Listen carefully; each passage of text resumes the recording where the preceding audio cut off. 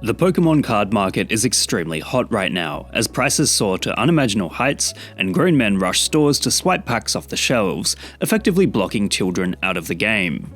You've probably seen memes and videos of scalpers practically falling over one another to grab as many cards as possible from the new Scarlet and Violet Prismatic Evolutions line, and it's become a sad spectacle. There's word of Discord groups tracking delivery trucks to different stores just so they can run in and immediately snap up every box, simply to sell it later with no love of the game.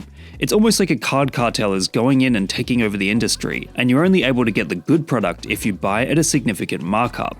There's zero chance for a kid with their pocket money and limited independence to go out and grab the latest packs without being totally sideswiped by frenzied adults.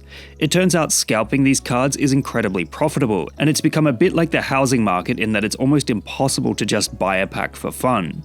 Prices started to rise to unimaginable heights during the pandemic, as adults with cash wanted something to do inside and ended up buying for nostalgia's sake. The same thing happened with other card games like Yu-Gi-Oh!, so it wasn't an isolated incident.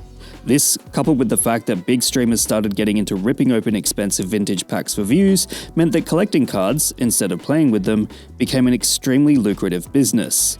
Then, things started getting a bit weird when those rich streamers ended up getting scammed buying fake cards, often dropping tens of thousands of dollars on packs and singles.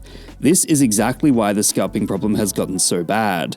Adults with plenty of money are so keen to buy into the hobby that they're willing to drop big bucks on anything legit, and unfortunately, the tools for scalpers to take advantage of this are available. Some use bots to snipe stock when it drops on the official website, meaning new packs sell out within a split second. It's kind of like the hype for streetwear that sees certain sneakers almost unattainable upon release, and unfortunately, it seems like the Pokémon company has no protections in place, so for now, it's only going to get worse as resellers take advantage.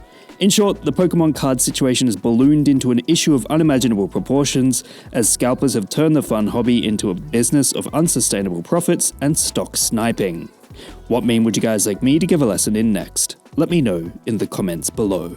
And remember, like and subscribe!